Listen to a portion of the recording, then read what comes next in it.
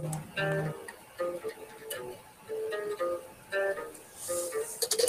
invitamos a descubrir la historia,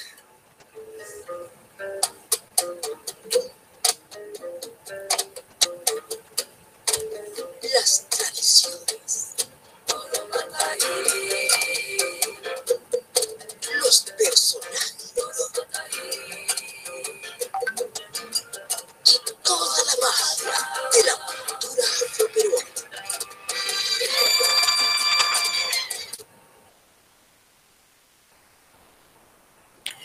Muy buenas tardes, le da la bienvenida el Congreso de la República y el Museo Nacional Afroperuano. Muchas gracias al Colegio Abraham Lincoln del Cusco que está presente en esta visita virtual. El día de hoy van a conocer un poquito de nuestra historia, cómo llegaron los afrodescendientes aquí al Perú. Les guiará la señora Juana Pizarro. Buenas tardes, alumnos del Colegio Abraham Lincoln de la ciudad del Cusco. En esta ocasión les voy a narrar parte de la historia que está relacionada con la esclavitud y el aporte de la cultura afroperuana a la identidad nacional. Entonces, quiero empezar mostrándole la ubicación del Museo Nacional Afroperuano, como ustedes tienen en su pantalla, la fachada donde funciona el museo. Está ubicado en el centro histórico de Lima, entre la avenida Abancay y el Jirón Ancash.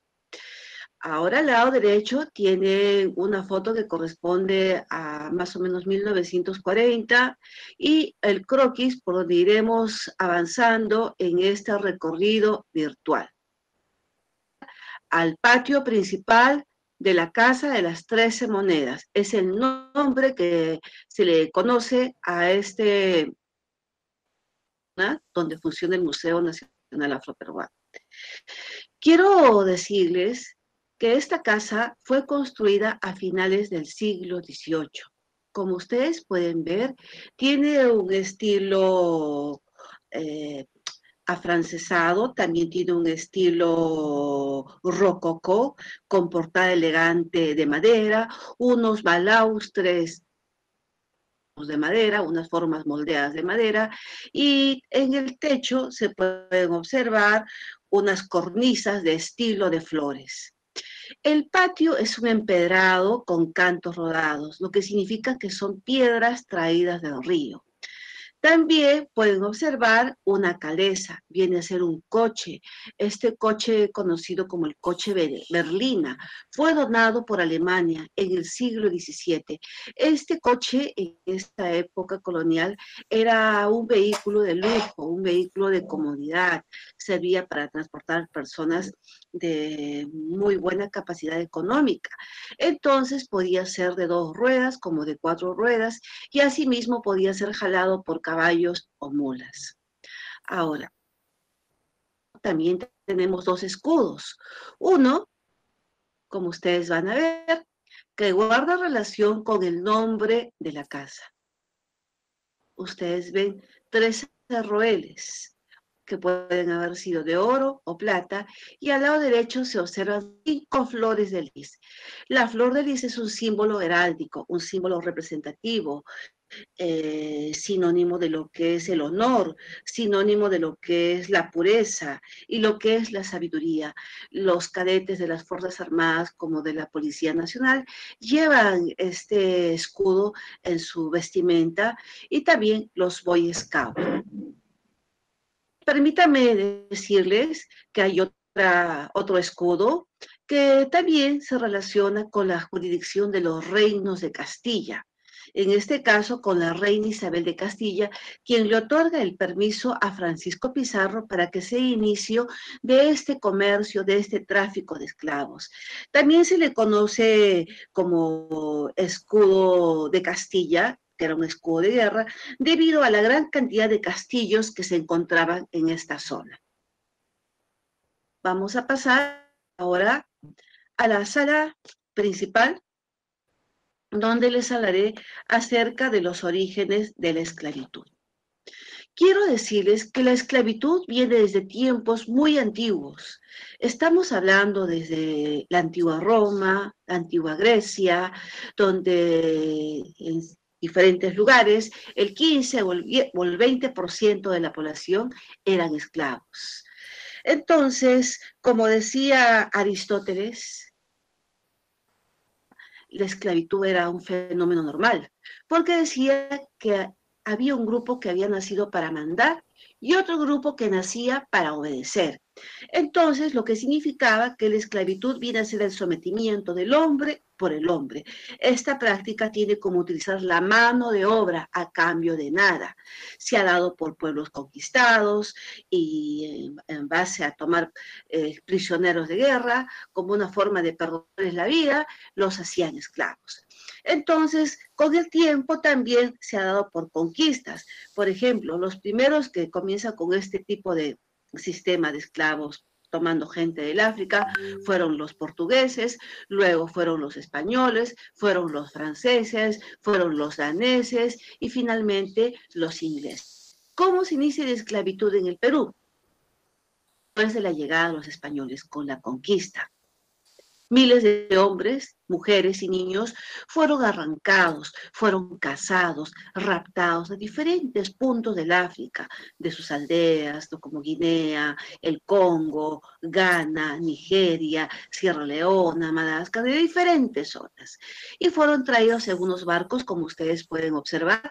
Estos barcos eran unos galeones, unos barcos que estaban diseñados por una capacidad de 200 personas, pero sin embargo la ambición era tan grande que estos barcos venían hacinados, llenos, triplicando esta cantidad. Estos espacios eran ocupados por muchas personas, 60 centímetros para cada uno. Dormían, comían y hacían sus necesidades fisiológicas en el mismo lugar, en unas zonas conocidas como las bodegas.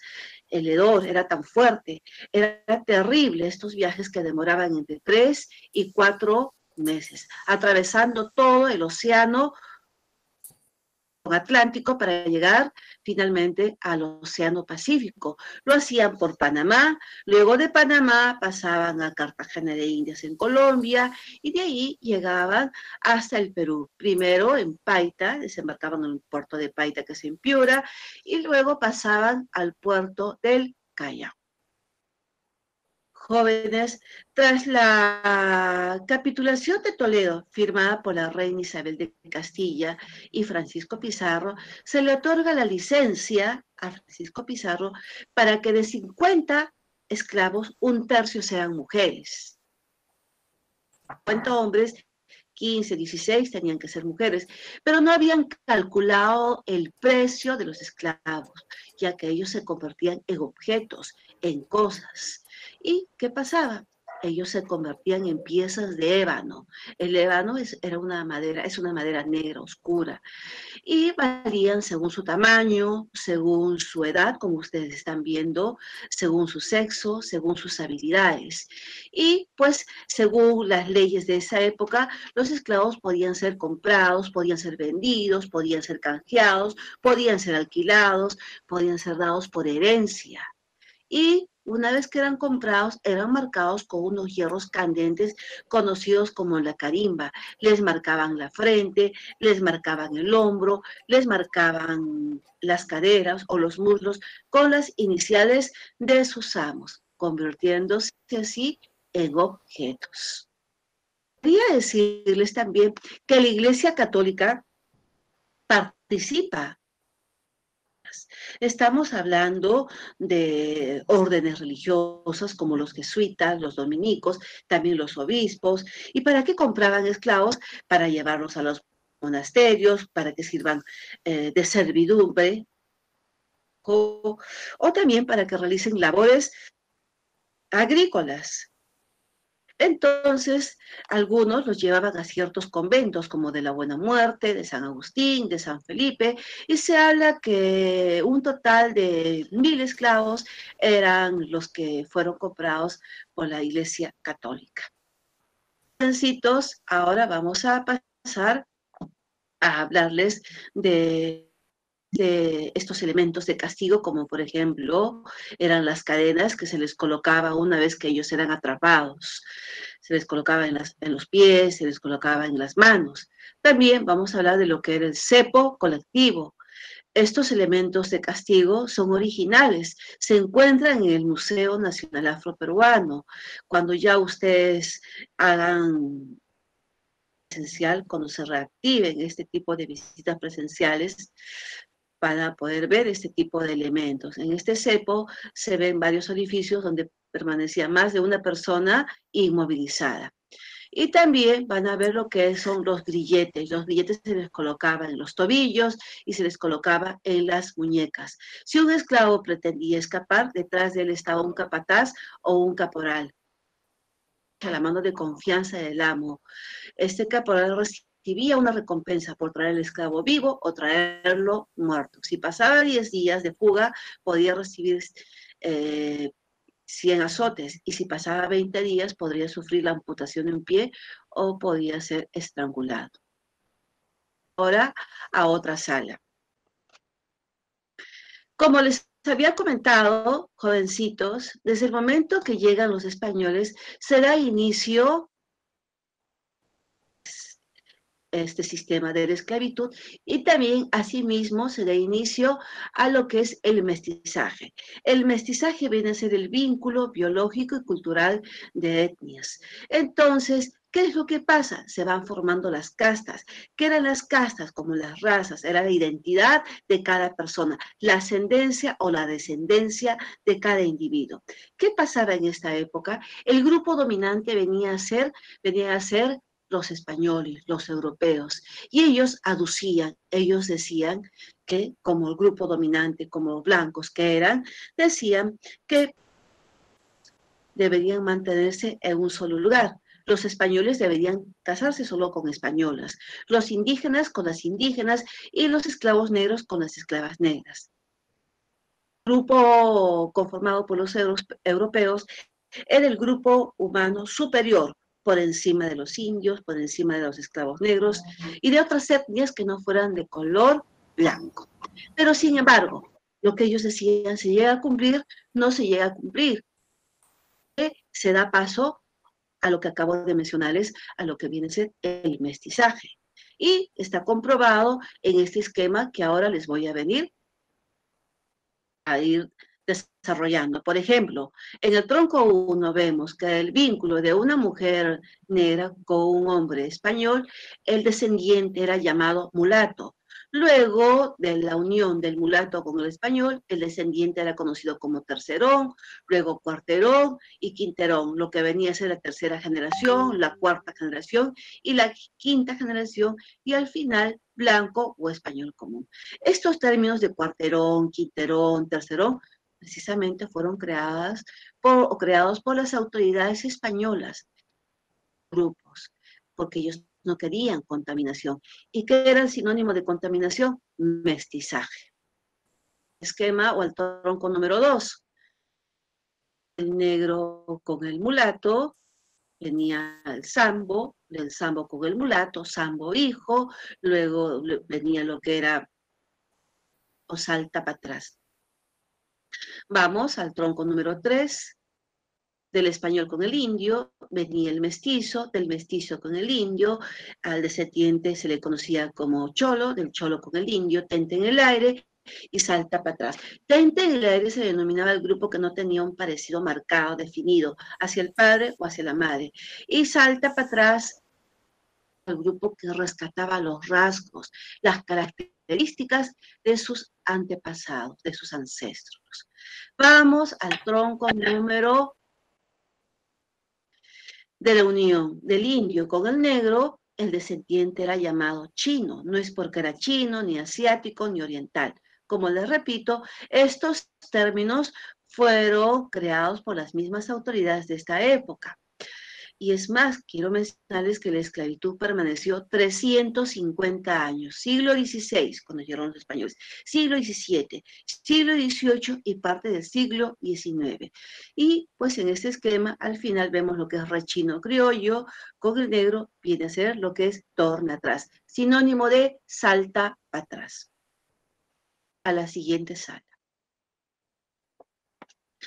Bien, a ver, jovencitos, llegamos a la sala 4. Aquí les voy a contar parte de lo que hacían eran las actividades de los esclavos en el Perú.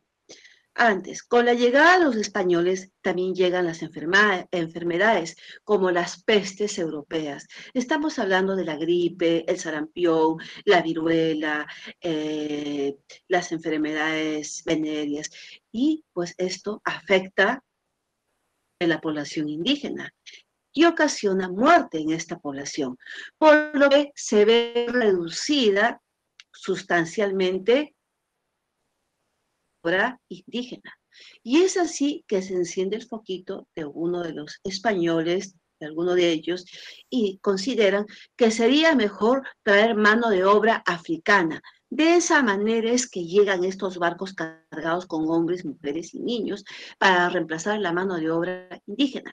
Pero no habían contado con algo, que ellos estaban adaptados, estaban acostumbrados a climas cálidos, llevados a zonas mineras, como Cerro de Pasco, Junín, Huancavelica, Puno, Huánuco, Cajamarca, y pues 1.000, 3.000, 4.000 metros de altura.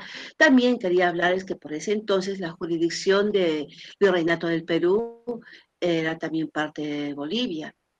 Estamos hablando de las minas de Potosí, a una altura sumamente muy, muy distanciada sobre el nivel del mar. Entonces, también comienzan a enfermarse, no comienzan a rendir, y de ahí habían cometido es que los llevan a zonas de la costa. Y estamos hablando de Piura, estamos hablando de Lambayeque, estamos hablando de Chicama, de Saña, de Ica, de Chinchi, de Moquegua, donde existían grandes haciendas dedicadas al cultivo de caña de azúcar, de algodón, los viñedos, la cebada, las verduras, que ayudaban a aumentar 3 veces más la demanda. Y lo que ustedes tienen aquí es el trabajo de la caña de azúcar. La caña de azúcar se convierte en un elemento bastante importante. Es que para este trabajo se requería de la mano de obra de 3 personas. De la caña de azúcar se obtenían derivados como la miel, el azúcar, el aguardiente. También, obviamente, realizaban trabajos en las haciendas.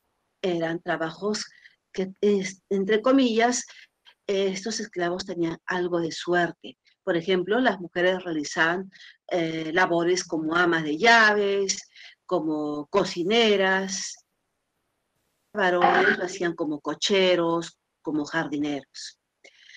Bien, pasa el tiempo y se crea un sistema de trabajo conocido como esclavitud por jornal. ¿En qué consistía la esclavitud por jornal? Pues en que los amos a sus esclavos a trabajar a las calles de manera jornal, diaria. ¿Para qué? Para obtener dinero, mantenerlos. Las mujeres salían a lavar ropa, a vender comida, salían a trabajar como nodrizas, pero aún seguían siendo esclavas. Y ese trabajo que ellas realizaban era para su amo, para su propietario. Y los hombres salían a trabajar como peones de chacra, carpinteros, albañiles. Y como ustedes pueden ver, también aguadores, quienes transportaban agua, recogían agua de los ríos y abastecían a la ciudad de agua dentro de esos cántaros sobre unas mulas o burros que querían, por cierto, más que a sus propios hijos. Ahora, también por esa época existían las famosas pregoneras o pregoneros. Eran unas ambulantes. Ellas caminaban por toda la ciudad ofreciendo sus productos. ¿Y saben cómo lo hacían? De una manera muy atractiva. Como hoy en día ustedes conocen a los ambulantes, ellos anunciaban la venta de sus productos, ya sea tamales, ya sea buñuelos, ya sea roscas o chicha, lo hacían pues como cantando. Y luego ustedes van a poder ver en un video que les vamos a pasar. Bien, ahora quiero mencionarles una figura también típica de esta época. ¿Cómo era su participación? Pues, ¿qué pasaba cuando las esposas de los amos daban a luz? Perdón. Muchas no se recuperaban de manera rápida después del parto. Llegaban de dar leche, de amamantar a sus hijos. Otros decían que tendrían dolores de cabeza o deformaciones en el cuerpo. Pero en ese entonces, ¿este niño cómo quedaba? Este alimento. Entonces mandaban a traer a una esclava que recién había dado a luz para que se encargue de amamantar a los hijos del amo. Además, se creía que las leches de estas mujeres negras eran muy nutritivas y muchos médicos aconsejaban tomarla para alimentar a los bebés con debilidad, con tuberculosis o niños prematuros.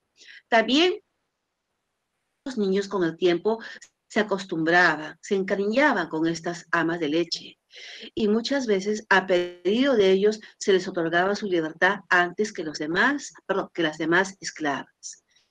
También se menciona que los amos, los hijos de las esclavas, se les conocía como hermanos de leche porque amamantaban de la misma madre.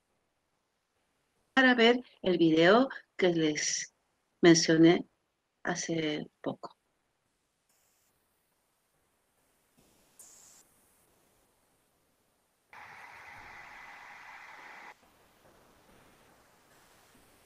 Bien, jovencitos, ustedes ya han podido conocer parte de lo que eran los pregones. Ahora vamos a hablar, les voy a acerca de cómo eran los galpones, los corrales, los lugares donde se ubicaban, donde vivían los esclavos que, bueno, estaban pues en las haciendas. ¿Qué eran los galpones o corrales? Como les vuelvo a mencionar, eran unos ranchos muy humildes, muy modestos. Tenían las paredes bien altas para que no puedan escapar y estaban separados por sexo. A un lado se encontraban varones y a otro lado mujeres. Y si era familia de esclavos, también los ubicaban en un espacio. ¿Qué pasaba en estos galpones? Pues servía para acomodar a estas personas, a esos esclavos, también servía como espacios opresivos que cumplían la función de control y de disciplina. Se dice que los esclavos por lo general ingresaban 4:30 de la mañana a trabajar. Estaban pasada la medianoche. ¿Cuánto tiempo descansaba? 3 horas, 2 horas. No era lo suficiente. Pero sin embargo, como ellos fueron traídos de otro continente, fueron traídos de otra cultura, casados, su idioma, su religión, sus creencias. Entonces, ¿qué pasa? Encuentran aquí otro grupo. ¿Cuál es este grupo? Nuestros ancestros, los incas, a quien adoraban, al sol, adoraban también a la tierra, la Pachamama. Entonces había un grupo dominante, se produce un choque de culturas, un impacto étnico. Y es así que nuestro país, pues, es un país pluricultural, de múltiples culturas. Y quería decirles que en este sentido, los amos no, pues, no compartían el comer, por ejemplo, el bofe, el corazón. Esto era para los esclavos. Del bofe, del corazón, del hígado, de la pancita, hoy tenemos platos como, por ejemplo, el anticucho, la champañita, el rachi, el caucao. Y es así que les voy a hablar acerca de lo que era el alimento de los esclavos. Su alimentación calórica. Ellos pasaban de mano en mano, como eran comprados, vendidos, canjeados, regalados, hipotecados. Entonces la alimentación variaba. Hasta incluso se habla de esclavos que tenían hasta 7 marcas en su cuerpo, porque a cada lugar al que iban eran marcados, como marcaban a las reses, como marcan al ganado. Y el alimento, pues por lo general era lo que estaba hecho en base a lo que es el zapallo, el trigo, el camote, el pescado, el pan, las vísceras, las menudencias. Respecto a la vestimenta, quería mencionarles que la ropa simple, solo para cubrir su cuerpo. Estamos hablando de una tela, de un algodón como la bayeta, y también del sayal, una tela gruesa o rústica, una tela de lana. Las mujeres no podían usar seda, no podían usar oro, hasta incluso las mujeres que eran libertas eran las mujeres que recibían su libertad, que eran libres, tampoco no podían usar seda, no podían usar oro. ¿Por qué? Porque tenían sangre afrodescendiente dentro de sus venas. En el caso de los varones, no podían montar a caballo.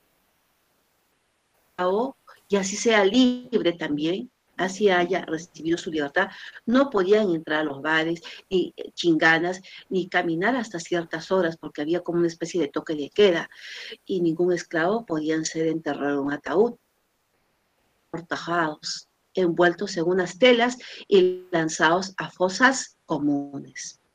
Ahora, la salud era bastante deficiente.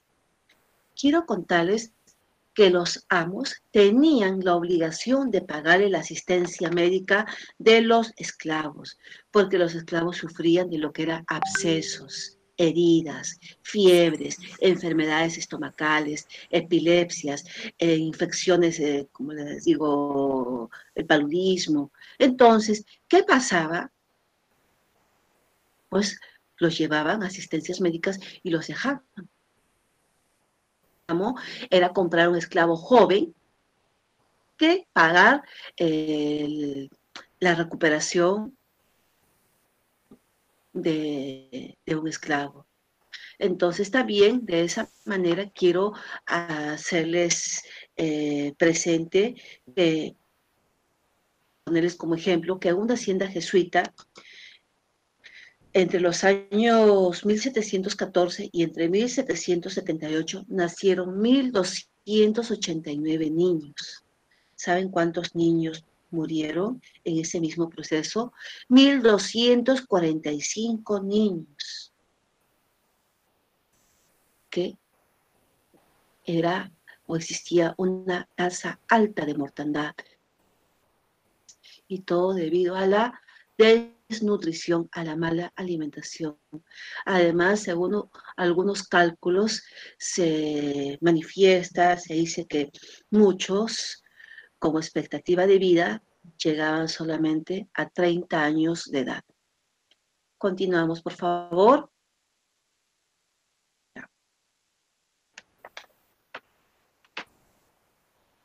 Bien. La religión también, pues, es un tema bastante importante. Cuando llegan traídas en estos barcos del África, traen consigo su religión. Ellos creían en las divinidades religiosas, como Yemanjá, Changó, Olofín, en imágenes. Pero sin embargo, una vez que estaban bajo este control dentro del Virreinato del Perú, el Virreinato del Perú pues era una colonia de España, pues fueron convertidos a la religión católica. ¿Cuál era la finalidad? Tener el control absoluto. ¿No? Los bautizan y también se mandan a construir capillas en las haciendas, con la idea de que ellos tenían que rendir culto a la religión católica, participar de estas actividades religiosas y pues tengan la religión católica con la idea de que si respetas a Dios, si amas a Dios, perdón, respetarás a tu amo. Y ellos participaban de estas procesiones. Y por ese entonces se van formando hermandades, conocidas como las cofradías. Las cofradías venían a ser grupos de personas que se reunían para venerar a un santo o una santa. Por el siglo XVII, por el siglo XVIII, habían como 14, 15 cofradías, como por ejemplo las cofradías o las hermandades de los congos, las hermandades de los criollos, las hermandades de los pardos, las cofradías de los mozambiques, y dentro de alguna de esas cofradías se encontraba un esclavo Angola, Benito, llamado Pedro de Alcón, quien en el año 1651 dibuja en una de las paredes de adobe de la zona de Pachacamilla a Cristo en la cruz. unos años después, casi 4 años, en 1655, hubo un terremoto muy fuerte, donde muchas paredes y techos colapsan. Sin embargo, esta imagen en esta pared de adobe permanece firme. Años más tarde, en el año 1687, hubo otro terremoto muy fuerte, paredes y techos colapsan. Entonces, ¿qué origina? Pues se da el inicio de la fe y la tradición, o la tradición y la fe en el Señor de los Milagros. Primero se le conocía como Cristo de Pachacamilla, por la zona donde fue pintado. Luego se le conoce como Cristo Moreno, Señor de los temblores, y hoy en día Señor de los Milagros. Y precisamente estamos en el mes del Señor de los Milagros, el mes de octubre, donde sale la procesión, la réplica de la imagen del Señor de los Milagros. Los días 18, 19, 28 y 29. Y por este mes también se vende un dulce, el famoso turrón de Doña Pepa, que fue preparado por una mano morena, una mano de una esclava que recibe su libertad por haber perdido el movimiento de sus brazos. Ella era una esclava en Cañete, pero viene hacia Lima, sufrido parálisis de los brazos. Así es que, pues en penitencia desde la catedral hacia la iglesia de las Nazarenas, va de rodillas y le pide al Señor que le conceda la gracia de poder recuperar el movimiento de sus brazos. Así que ella llega a recuperar el movimiento de las manos y promete prepararle uno de los dulces más ricos. A los José se les conoce como pepes, a las Josefas como pepas. Y el dulce que ella preparó en agradecimiento al Señor de los Milagros fue el turrón de Doña Pepa. ¿Qué peruano o peruana no conoce este dulce tradicional? Continuando con la religión, vamos a hablar acerca de San Martín de Porres, el primer santo mulato de América. Se le conoce también como el santo de la escoba, sinónimo de humildad. Él ingresa a la orden de los dominicos como donado, pues como regalado porque tenía sangre afrodescendiente en sus venas. Su padre fue un hidalgo español, miembro de la orden de Alcántara, su madre una negra liberta panameña. Entonces, él fue criado bajo la religión católica. Y es así que él quería ser sacerdote, pero por tener sangre negra dentro de sus venas, no podía ser.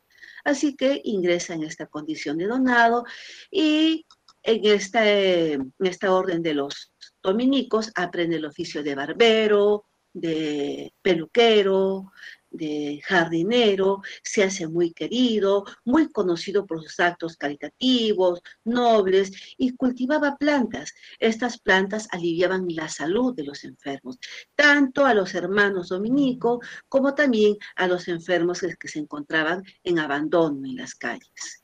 Fray Martín amaba a los animales. Como ustedes pueden apreciar, pueden observar, en esa imagen tienen al perro, al gato y al ratón comiendo de un solo plato. Y es así que él adquiere una enfermedad, tabardillo, que se genera por la picadura de garrapatas, de insectos, que le ocasionaba altas fiebres. Para ese entonces no había el Panadol, paracetamol, la tecnología de ahora. Entonces cae enfermo a los 59 años y se dice que el virrey que era el representante del rey, Hernández de Cabrera y Bobadilla, va a besarle la mano y a pedirle que cuando llegue al reino de los cielos pida por él. Muere en el siglo XVII y llega a ser canonizado en el siglo XX por el Papa Juan XXIII, el Papa conocido como el Papa Bueno. Ahora, quiero decirles algo que se me estaba yendo. San Martín tenía el don de la bilocación. Se dice que él podía estar o tenía la habilidad de poder estar en 2 lugares geográficos a la misma vez. Y se han reportado apariciones suyas en China, en Japón, en África y en México. Por favor, ahora sí. Bien, jovencitos, jovencitas, jovencitos, estamos ahora viendo También un aporte bastante importante de la cultura afroperuana se hace visible en la variedad de sus instrumentos musicales. Fueron muy creativos y ahora ustedes van a poder ver un video del tema. Aquí los visitantes van a poder encontrar muchos de los aportes de la cultura afroperuana, entre uno de ellos el aporte musical. Vamos a encontrar este instrumento, que es un instrumento afrocaribeño, la quijada de burro, que vamos a encontrar uno de los primeros instrumentos afroperuanos utilizados ya en la década de 1830, en la danza El Son de los Diablos. Vamos a encontrar acá la campanilla, un instrumento ya empleado por la cultura afroperuana, y además vamos a poder encontrar la cajita. Este instrumento empleado también en la danza El Son de los Diablos y utilizada, como nos dice Pancho Fierro, ¿no?, en la 1830. Y uno de los instrumentos afroperuanos que muchos de nosotros nos encanta, que es el cajón, ¿no? El cajón, que tiene como antecesor a ellos los orígenes de los sonidos de percusión, este instrumento llamado el checo y la angara.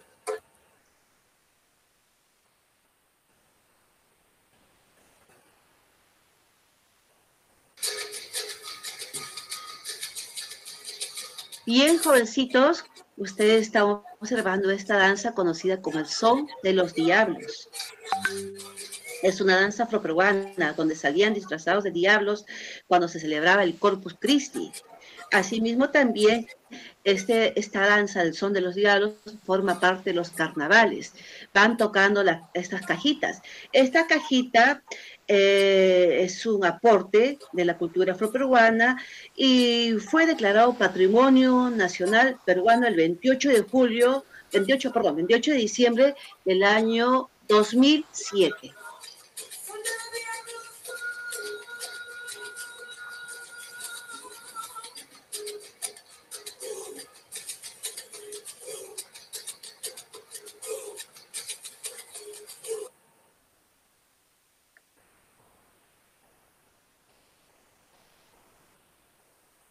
Bien, jóvenes, llegamos a la sala 8.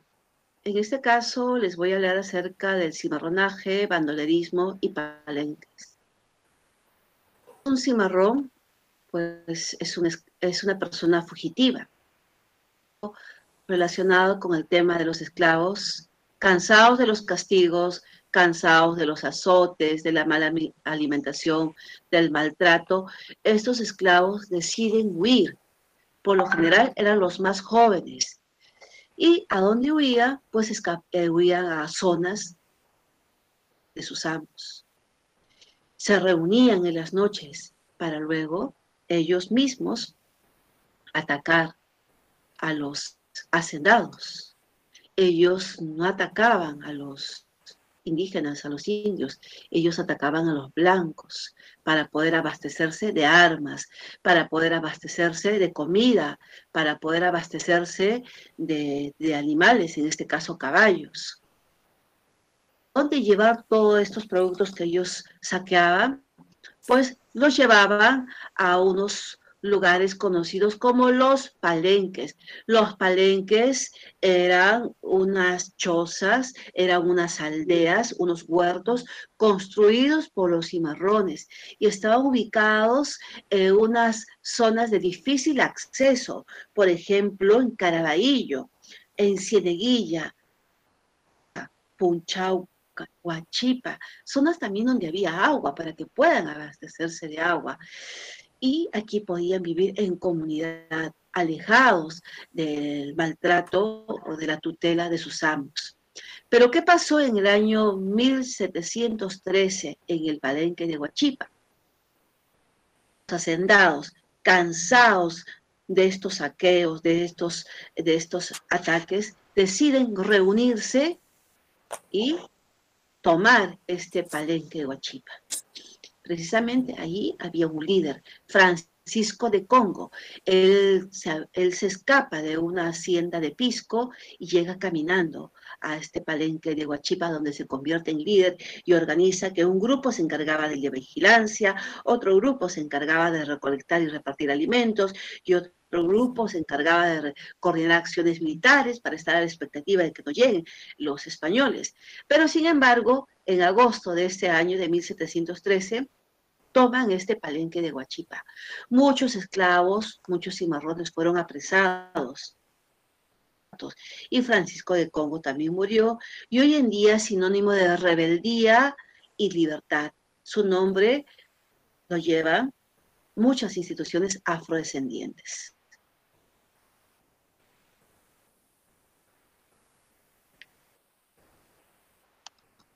Bien, respecto a la culminación de la esclavitud, quería contarles, mientras aquí en América se estaba luchando por la independencia de muchos países como Argentina, estamos hablando de Chile, Perú, Europa, ya se venía dando la abolición de este sistema esclavista. Estamos hablando de 1800, siglo XIX. Es así que cuando don José de San Martín llega al Perú, desembarca en Paracas en 1820, la principal misión era proclamar la independencia del Perú. Entra acá en Lima en 1821. Pero, pues, él no podía ir en contra de un pueblo tan arraigado a este sistema esclavista. Así que se proclama la independencia del Perú, pero a los pocos días decreta la libertad de vientres. ¿Qué decía la libertad de vientres? O de esclavo que nacía después de haberse proclamado la independencia del Perú, nacía libre. Pero sin embargo, pues, ¿qué pasar? Había esclavos en las haciendas, había esclavos en las plantaciones, había esclavos en minería, en las zonas mineras, algunos. No eran libres. Para eso tuvo que pasar mucho tiempo, como 31 años, hasta que el mariscal Ramón Castilla, él pues decreta la abolición de la esclavitud el día 3 de diciembre del año 1854, en un cuartel de la ciudad de Huancayo. El Estado tuvo que hacer como una especie de pacto, un trato con los hacendados. No querían perder su mano de obra. Víctimas. Entonces, que exigían indemnización, que el Estado les pague 300 pesos por cada uno de los esclavos. Incluso muchos de estos hacendados colocaron en sus listas nombres de esclavos fallecidos, inexistentes. ¿De dónde sale este dinero? De las ventas del guano de islas. De esa manera se concreta la abolición de la esclavitud. Y asimismo quería mencionarles que Ramón Castilla, pues, tuvo una revolución que tiene como objeto reconocer y garantizar los derechos de la humanidad oprimida, explotada, y asimismo con el tributo del indio y también abolir la esclavitud. Bien, jóvenes, ahora vamos a pasar a otro punto importante, donde van a conocer personajes ilustres. Lo que ustedes, la imagen que tienen ustedes en su pantalla es Nicomé de Santa Cruz. Él nació el 4 de junio del año 1925, cuando se inauguró el Museo Nacional Afroperuano, el 4 de junio del año 2009. Y los 4 de junio se les conoce como el Día de la Cultura Afroperuana. Fue un decimista, fue un gran representante de la cultura afroperuana. Reyes, cantante criolla. María Elena Moyano fue una dirigente vecinal, fue asesinada por Sendero Luminoso.